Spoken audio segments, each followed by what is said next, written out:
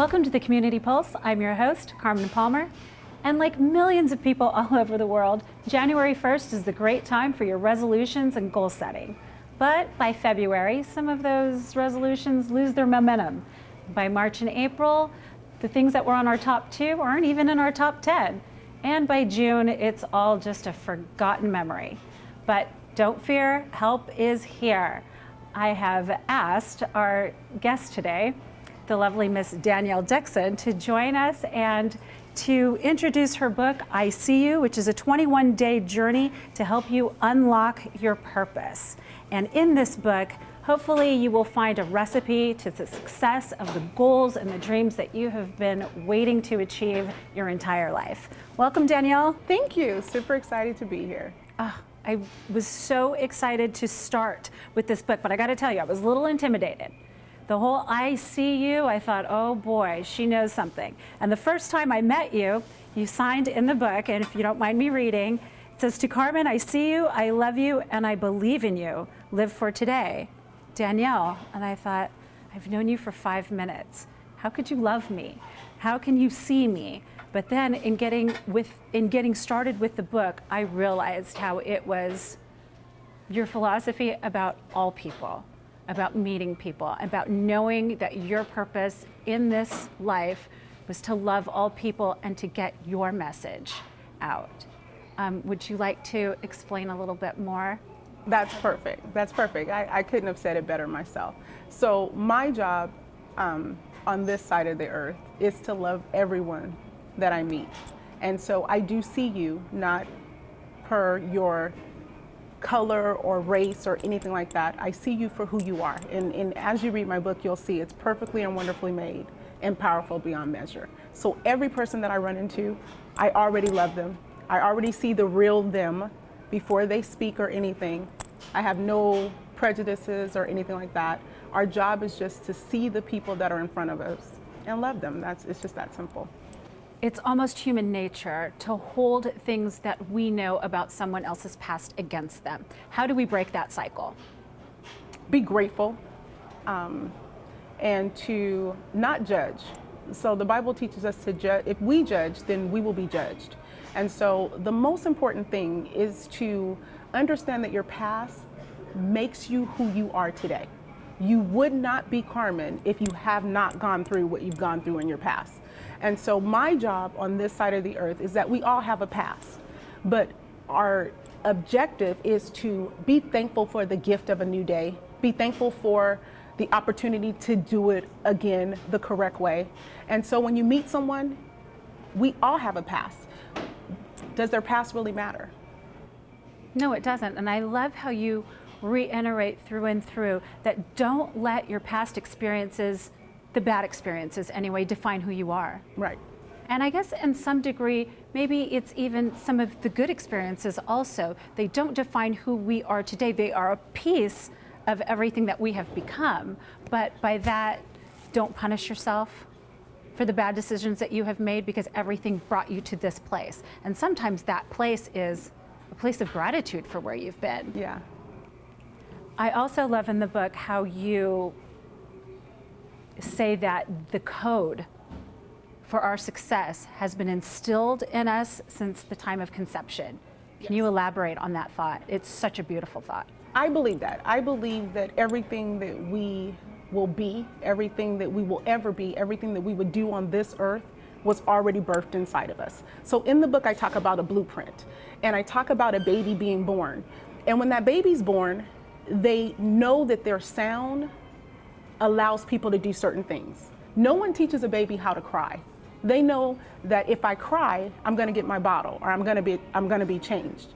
Well, it's the same. We're all born with a blueprint, and every dream that we will ever do, everything that we will ever accomplish is already inside of us. Now, what happens is that we're programmed, and don't get messed up by that word, but sometimes our society or who we're born to can change that blueprint. And it's meant to change what you really think about yourself. Because let's be honest, if we've done some or made some mistakes in our past, we always think we're not good enough to do what God has for us to do or to accomplish the things that we're supposed to accomplish.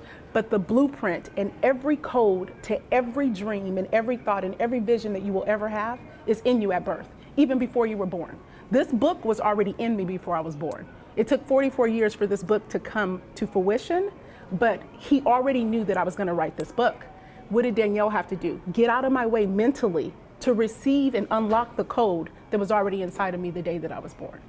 Danielle, that doesn't mean that you sit and wait for things to happen to you, though, right? You have to be proactive.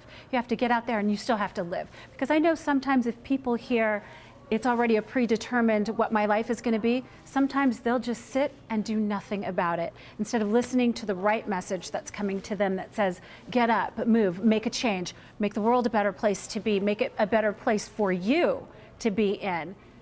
Because we had discussed before that if we do the right things for ourselves, then we are better equipped to help other people in our world and in the world, period. Right. Correct? Yes. I believe that we were all born to contribute to this planet that we live on. I believe that you were born to do something good. The only way that you can do something good is for you to forget about your past, be grateful for your past, and every day take advantage of the gift of life. And so if you can actually do, and it talks about in my book, if you can do 5 things a day, you will always have, and I say 5 things keep depression away. 5 things keep looking at your past away. It keeps you from going backwards because you're doing 5 things a day. And if you can turn into that good person mentally and emotionally, then you can actually help the people that you are going to meet. So I believe that we're like a puzzle. And I believe that all of us are pieces of a puzzle. And I believe that you are going to touch millions of people this direction, and I'm going to touch millions of people this direction. But the only way that we can do it is to let go of our past and be grateful for who we are today. And you will not, and I want to speak to everybody, you will never turn into the person that you were born to be until you take advantage of all the mistakes that you've made. Your mistakes give you power to do what you need to do today. So think about it like that. We're not giving power to our mistakes. Our mistakes give us power. It has made us wiser, stronger, better, stronger, more aware of people because of what we've gone through. You would never know how good your mother is or how good having a mother is if you didn't experience some form of a bad mother. You would never know how great a new relationship is if you did not experience some form of a bad relationship. You would never know how powerful you are if you didn't experience something that made you think that you weren't. And I know in your book you also stress the importance of forgiving yourself in order to forgive others, to love yourself before you can love others. And that is so poignant, and that was so strong with me. And I really had to take a self-inventory and say, who is in my life that needs forgiveness? Even though I say I'm not propelled by anger, or I'm not propelled by the emotion of sadness, that I just say, okay, I can deal with that person, but we find a way to put them on a back burner because it's safer for us to do that. And I know there's a relationship very close in my life that I know needs the attention of having the conversation of forgiveness coming about.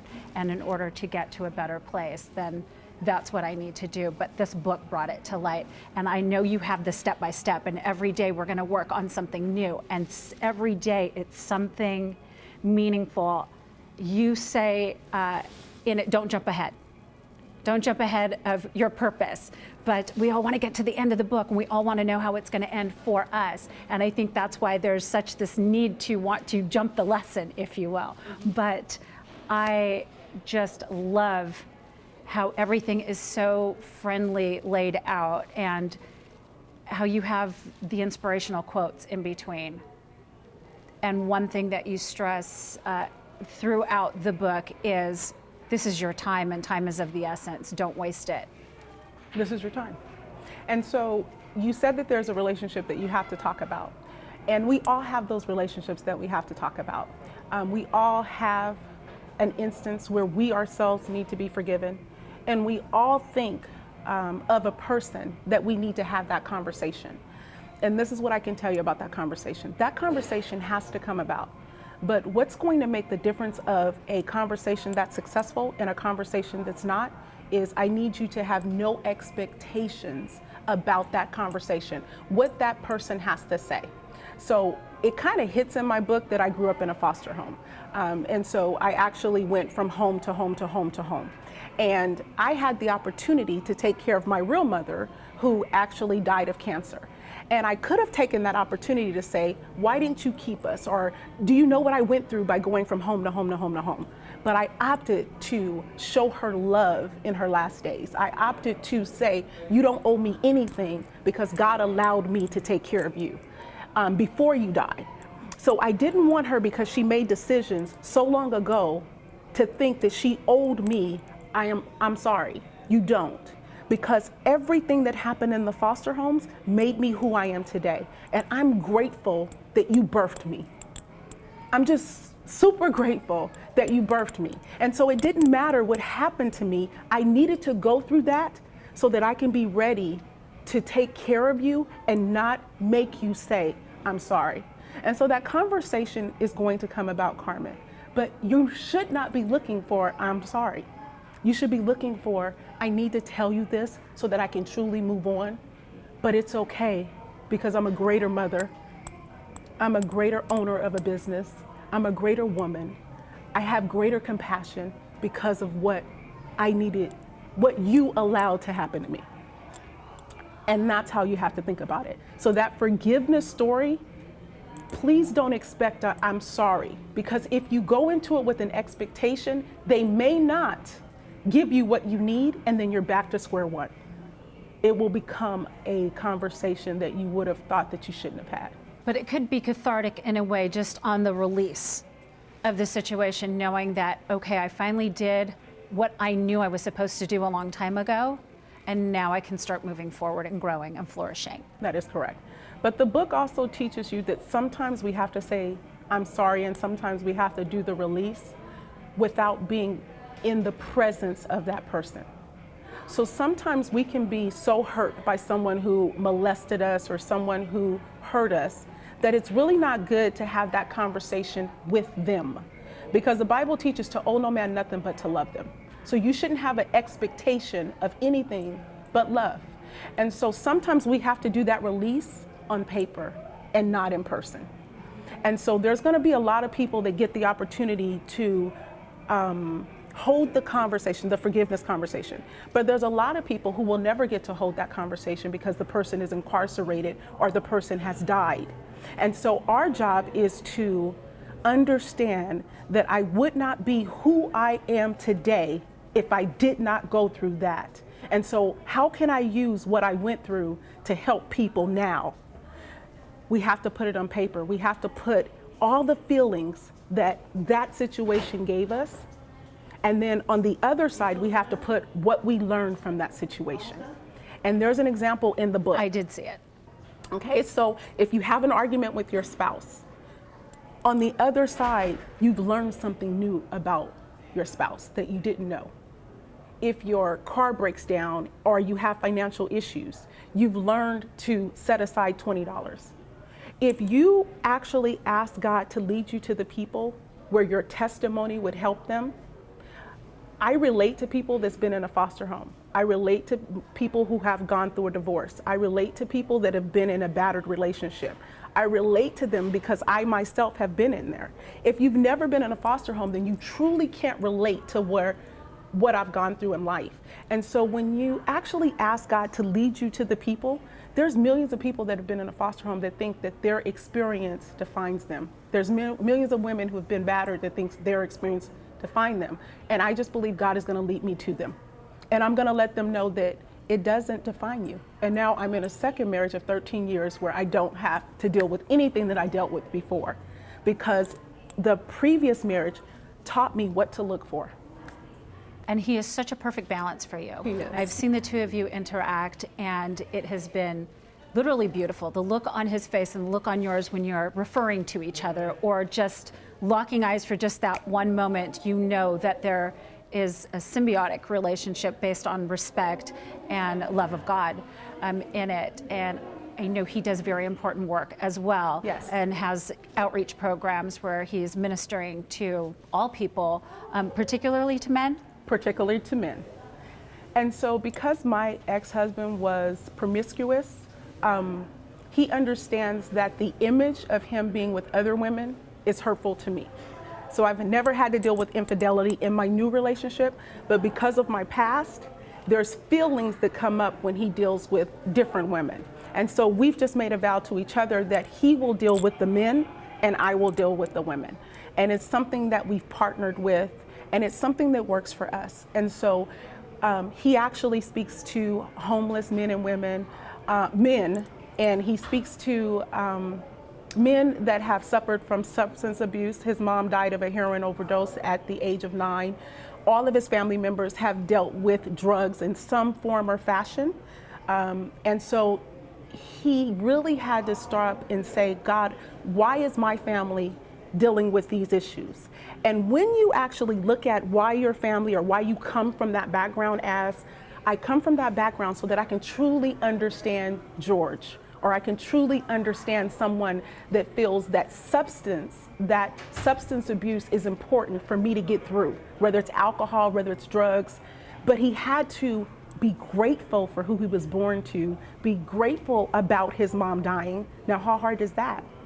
To lose your mom at 9 of a heroin overdose, and now 40 years later, he's helping people that may have lost their mom or is dealing with their mom being on crack.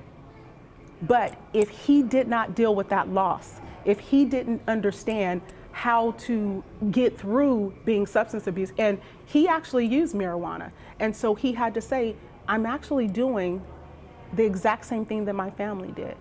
Why am I doing this? What is in Ivan that makes me feel like I have to smoke weed to deal with society?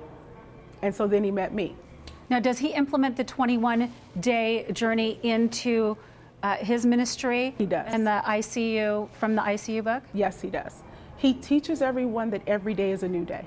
God forgives us every single day. So it doesn't matter whether you used yesterday. Can we actually start on today and moving forward? Because what happens when you have substance abuse is that when you relapse or when you fall back, you feel so bad and you beat yourself up. It's the same thing that we do with our past. You feel so bad that you relapsed and you beat yourself up. And then people are looking at you, they judge you based on your past. They really don't judge you based on today. And I see it in schools and I see it with everyone. If a kid is deemed to be a behavior problem, all of the teachers already know that. And so the moment that they act out, they're like, you can go to the office. But they're not giving the person the opportunity to say, today I'm clean. Today I'm not gonna act out. Today I just wanted to come to school. And so that's how he uses it. Let's take day by day, let's deal with the problems of today, and let me show you that you don't need substance to actually get to the next level. So the manifestation that you have seen from people on day 1 as opposed to day 10, tell me about that time period. On day 1, you're a little unsure. You're scared to get started. You can't believe that the book has led you to finally recognizing what you were born for. So whether you're 10 or whether you're 70, if you are born, there's still something that you have to do. Okay, so day 1, you're actually understanding I'm perfectly and wonderfully made and I'm powerful beyond measure. Even saying those words, instantly, it will bring up something that you've done in the past. I know that.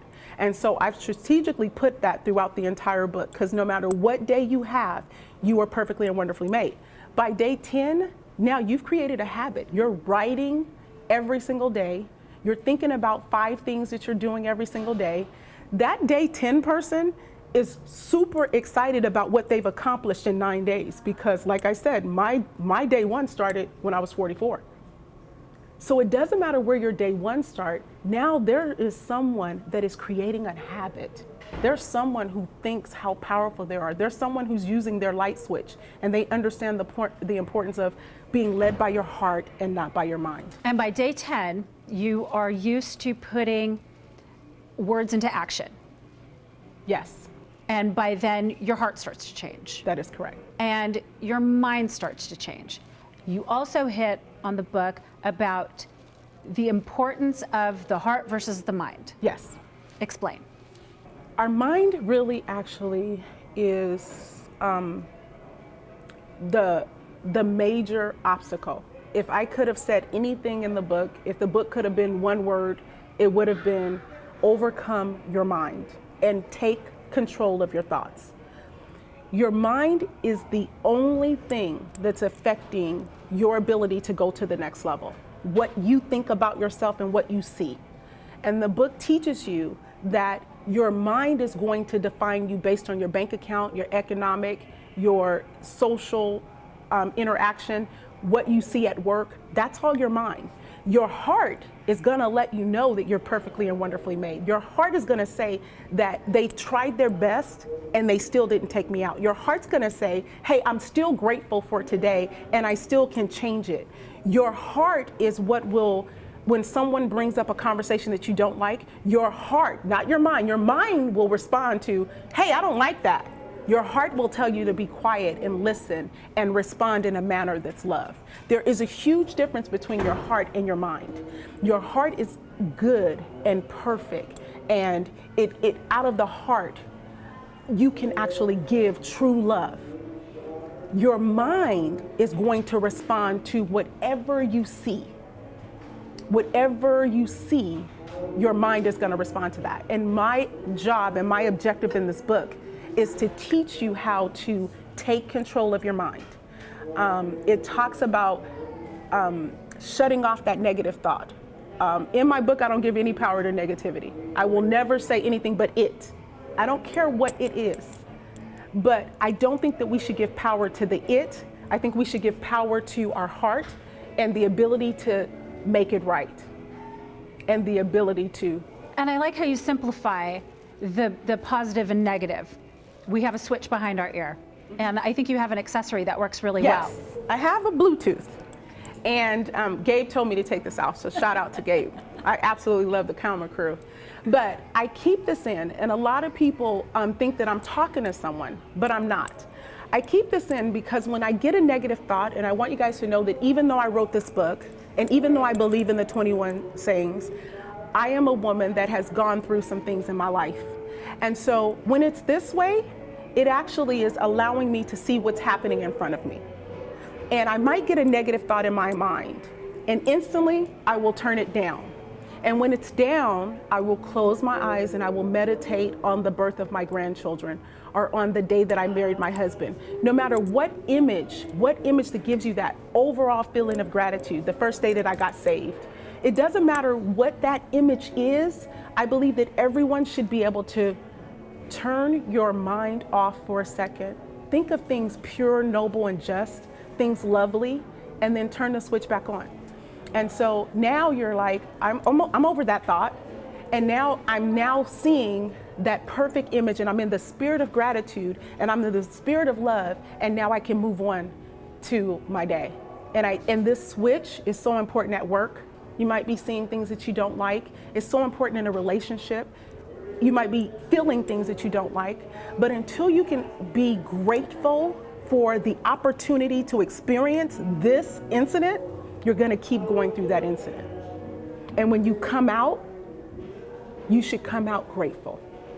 No matter what comes my way today, my days are not easy, but no matter what comes my way today, I will be grateful for it.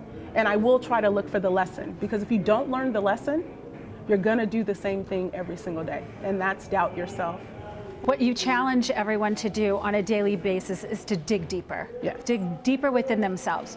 This isn't about losing the 5 pounds that you've gained since high school. Right. This is about finding yourself. Right. Right. And in the process, maybe losing the extra 5 pounds that you put on since high school. Okay, in my case, it's 25, but hopefully nobody's counting. It's all smoke and mirrors, people. But the manifestation then between day 10 and day 21 is got to be one of the biggest manifestations throughout the entire book. I love how between day 8 and day 20, you use them for every single day, but especially day 8, day 20 spoke to my heart. It's about giving. Yes. And it's a quote from Mother Teresa. It's not how much you give, it's how much love You put into the giving. into the giving.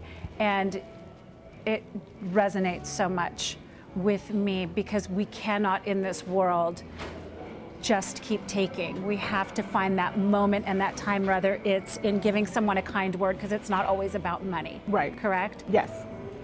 It's the giving, and I believe that you cannot get to day 21 successfully unless you learn to give. So from day 1 to day 10, it's really speaking to you, letting you know that I still love you. You have to love yourself and all of that.